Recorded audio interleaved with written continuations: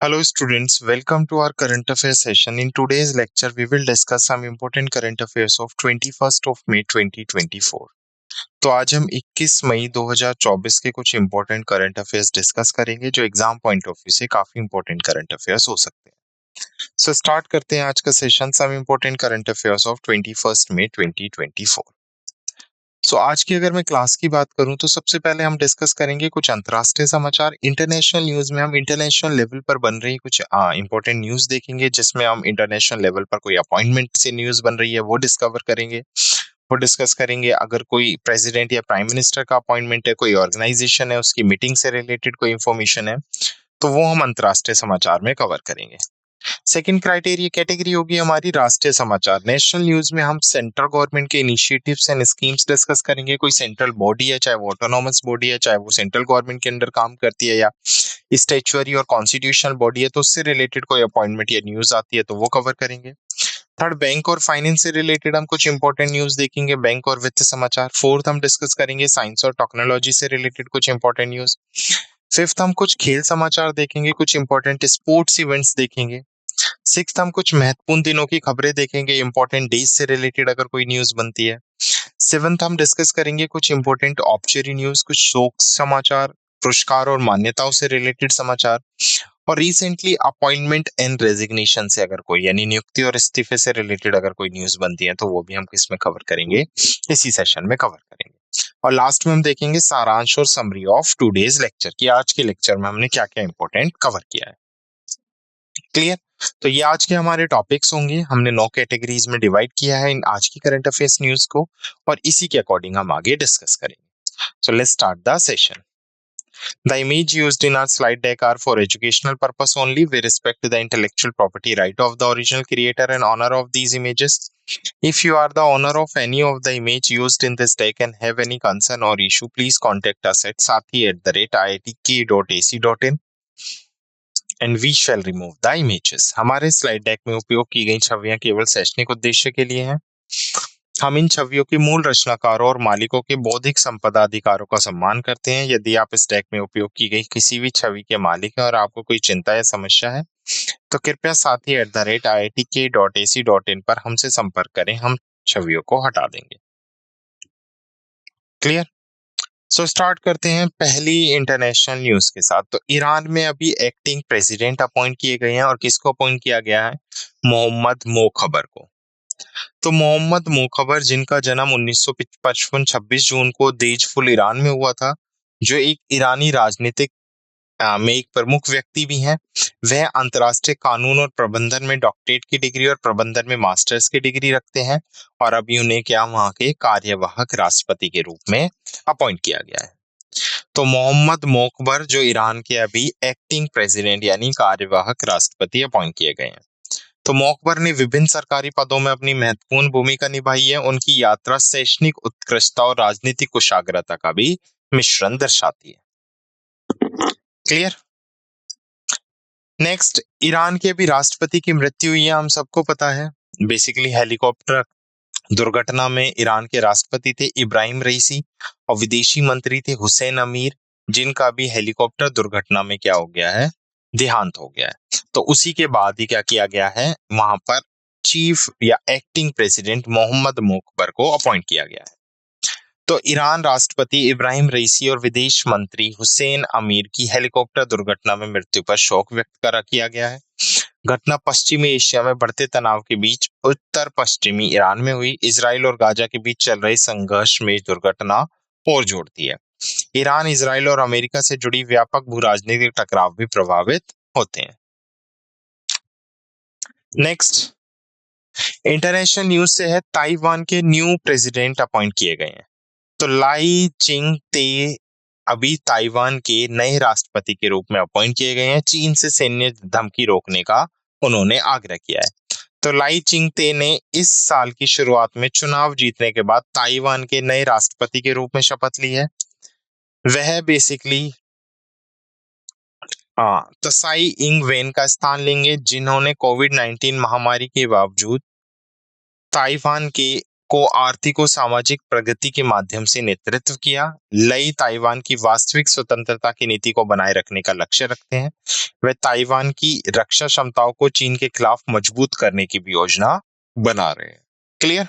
Next है national news. SC श्रेणी के तहत छात्र नामांकन में 44% की क्या हुई है, वृद्धि हुई है।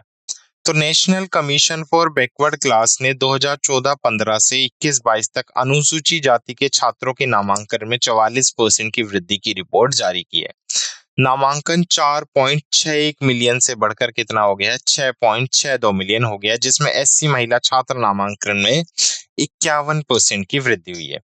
अनुसूचित जनजाति छात्र नामांकन 65.2% बढ़कर 1.641 मिलियन से 2.71 मिलियन हो गया है।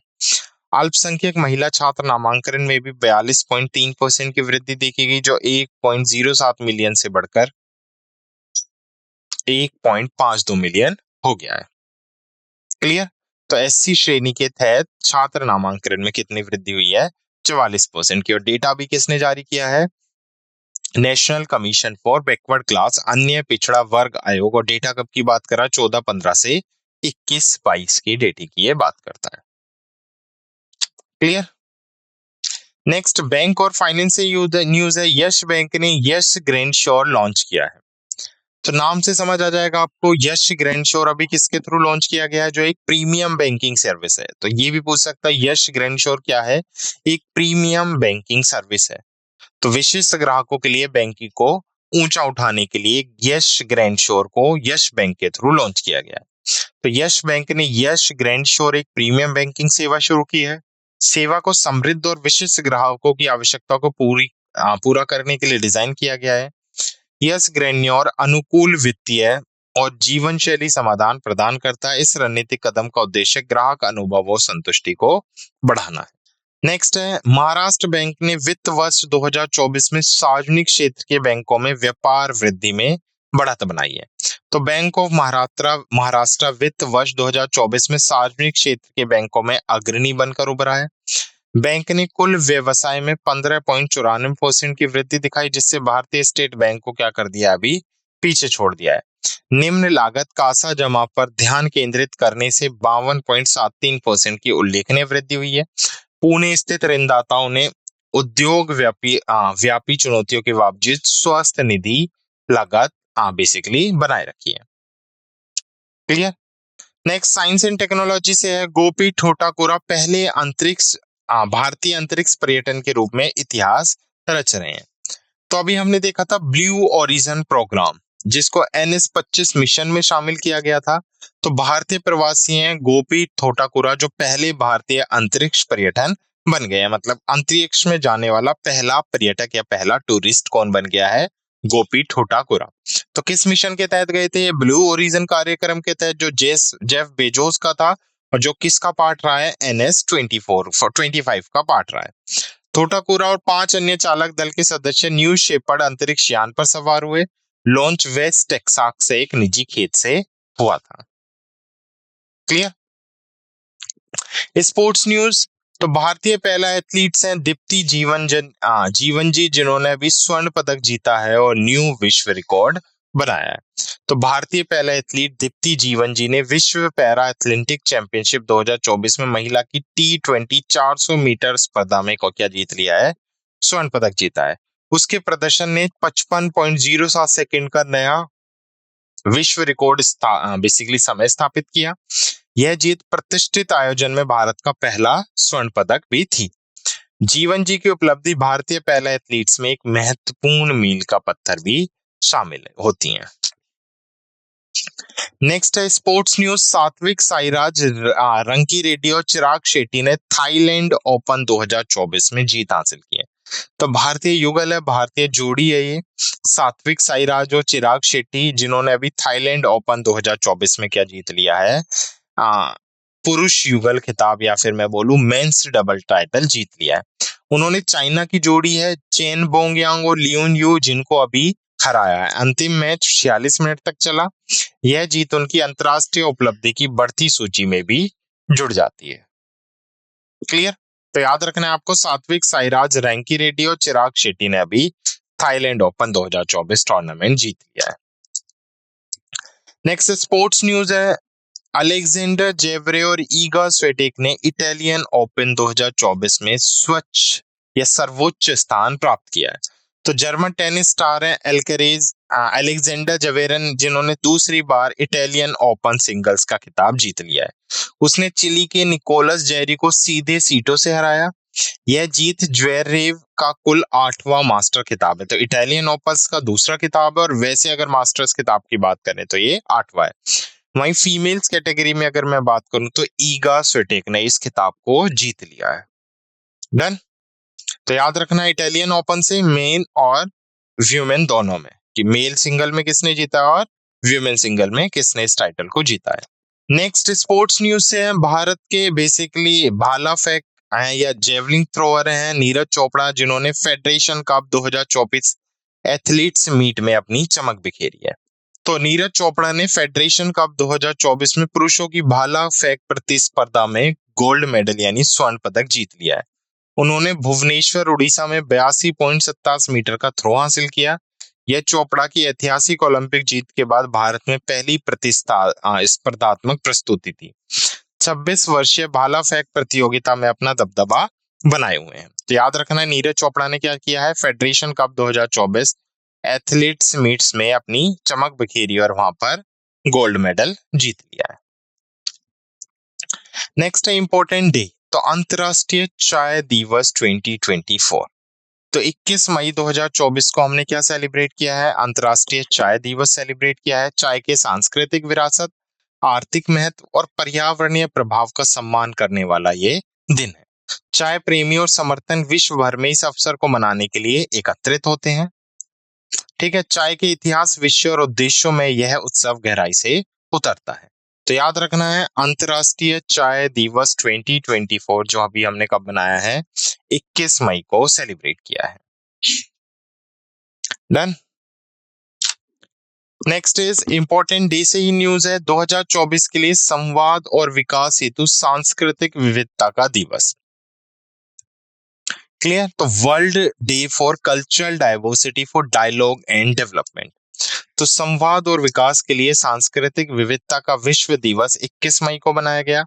यूनेस्को द्वारा नामित यह दिन वैश्विक संस्कृति की समृद्धि को उजागर करता है। यह शांति और सतत विकास प्राप्त करने में अंतर सांस्कृतिक संवाद की भूमिका पर भी जोर देता है। विविधता में एकता को बढ़ावा देता है यह उत्सव। तो 2024 के लिए संवाद और विकास हेतु सांस्कृतिक विविधता का विश्व दिवस। नेक्स्ट है ऑब्चरी न्यूज। तो बैंकिंग आइकन थे एन वागुल, जिनका अभी 88 वर्ष की आयु में क्या हो गया है, निधन हो गया है। तो इससे पहले वो आईसीआईसीआई बैंक के अध्यक्ष रह चुके हैं, फॉर्मर चेयरमैन रह चुके हैं।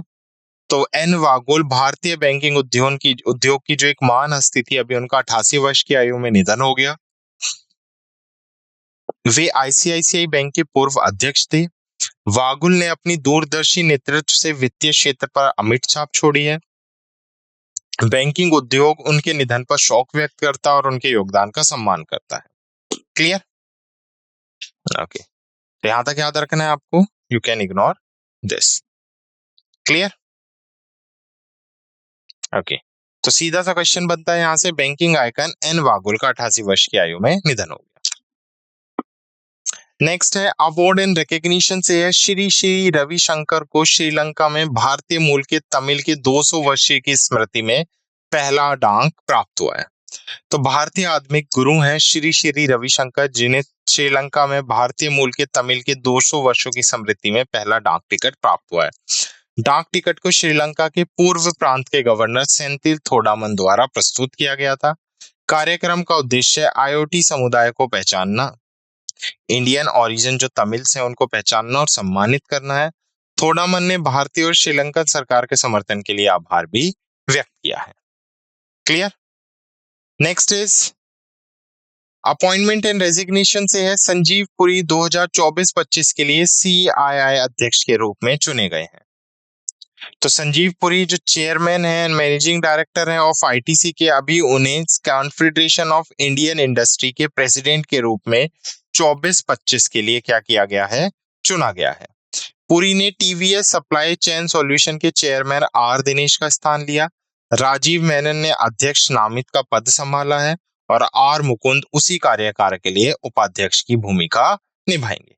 तो याद रखना है, संजीव पुरी को क्या चुना गया, सीआईआई प्रेसिडेंट अपॉइंट किया गया है। क्लियर? तो ये थे कुछ हमारे इंपॉर्टेंट करंट अफेयर्स 21 मई 2024 के जो हमने डिस्कस किए। Now let's quick revise the session through summary. तो सबसे पहले हमने कुछ अंतर्राष्ट्रीय समाचार देखे, जिसमें हमने देखा मोहम्मद मुकबर जो ईरान के कार्यवाहक राष्ट्रपति के रूप में उन्हें नियुक्त किया गया है after the death of Iran president, तो जिनकी अभी हेलीकॉप्टर में क्या हो गई है, हेलीकॉप्टर दुर्घटना में डेथ हो गई है। अभी ताइवान के नए राष्ट्रपति भी चुने गए हैं, लाई जिंग ते। राष्ट्रीय समाचार से हमने देखा है कि स्टूडेंट्स ने एससी कैटेगरी में 44% की वृद्धि हुई है। स्टूडेंट्स के एनरोलमेंट में, छात्रों के नामांकन में 44% की वृद्धि हुई है और इस डेटे को national commission for backward class ने जारी किया है। बैंक और वित्त से अगर मैं बात करूं तो यस बैंक ने लॉन्च किया है यस ग्रैंडियोर, विशिष्ट ग्राहकों के लिए बैंकिंग को ऊंचा करना। तो महाराष्ट्र बैंक ने क्या किया है, फाइनेंशियल ईयर 2024 में पीएसयू बैंकों में व्यापार वृद्धि में बढ़त बनाई है। साइंस एंड टेक्नोलॉजी से हमने देखा था भारत के पहले अंतरिक्ष पर्यटन कौन बने हैं, गोपी ठोटाकुरा। स्पोर्ट्स न्यूज हमने देखी थी, जिसमें हमने देखा था दीप्ति जीवन जी ने स्वर्ण पदक जीता है अभी पैरा एथलीट्स चैंपियनशिप में। सात्विक साईराज और चिराग शेट्टी ने थाईलैंड ओपन 2024 में जीत हासिल की है और अलेक्जेंडर और ईगा स्विटेक ने इटालियन ओपन 2024 जीत लिया है। नेक्स्ट स्पोर्ट्स से हमने देखा था नीरज चोपड़ा ने फेडरेशन कप 2024 एथलेटिक्स मीट्स में स्वर्ण पदक जीता है। इंपॉर्टेंट डेज में अगर मैं बात करूं तो अंतर्राष्ट्रीय चाय दिवस और संवाद और विकास के लिए सांस्कृतिक विविधता का विश्व दिवस। शोक समाचार में हमने देखा था बैंकिंग आइकन थे एन वागुल, जिनका भी 88 वर्ष की आयु में निधन हो गया। स्पोर्ट्स में हमने पुरस्कार और मान्यताओं में हमने देखा था श्री श्री रविशंकर जी को श्रीलंका में भारतीय मूल के तमिलों के 200 वर्षों की स्मृति में पहला डाक टिकट प्राप्त हुआ। और अपॉइंटमेंट एंड रेजिग्नेशन, नियुक्ति और इस्तीफे से हमने देखा संजीव पुरी 2024-25 के लिए सीआईआई अध्यक्ष चुने गए हैं। तो सीआईआई अध्यक्ष अभी कौन बने हैं, संजीव पुरी। क्लियर? तो ये थे हमारे 21 मई 2024 के कुछ इंपॉर्टेंट करंट अफेयर्स जो हमने डिस्कस की है। I hope you like this session. Thank you.